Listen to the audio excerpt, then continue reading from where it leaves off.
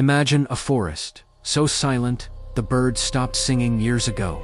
They knew what lived there.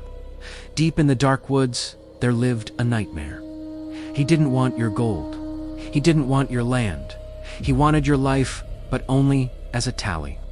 This story starts off with a loyal student who got twisted by a jealous teacher's lie, believing his only way to power was through bloodshed. This man, following his teacher's path, he transformed into the vicious serial killer named Angulimala.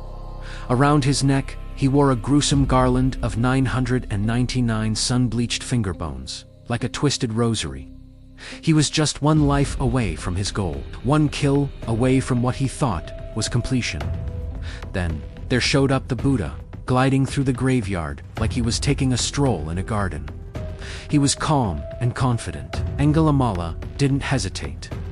He leaped from the brush, sword drawn, his necklace rattling with the sound of 1,000 ghosts. He began to run. Now Angulimala could outrun a galloping horse. But here is where the story bends. He sprinted until his lungs burned like fire.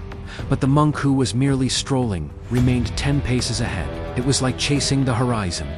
The faster Angulimala ran, the further away the peace of the Buddha seemed to drift. Finally, exhausted and trembling, the killer screamed, "Stop, monk, stand still."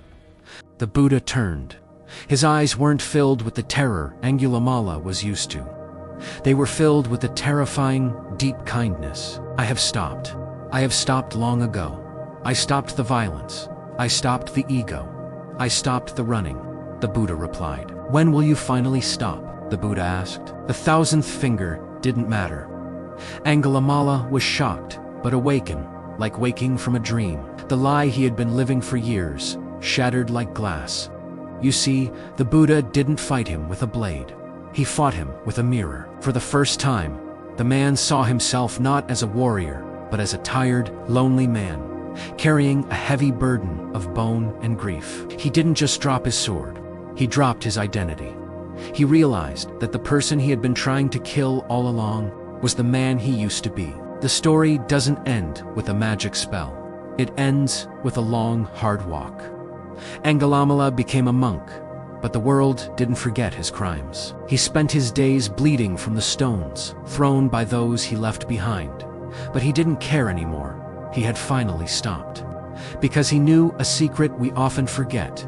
The past is a ghost, but the present is a choice. He was the guy who took 999 lives, but found peace in the end.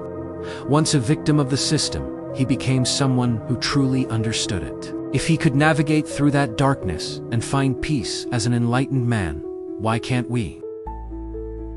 May peace be with everyone.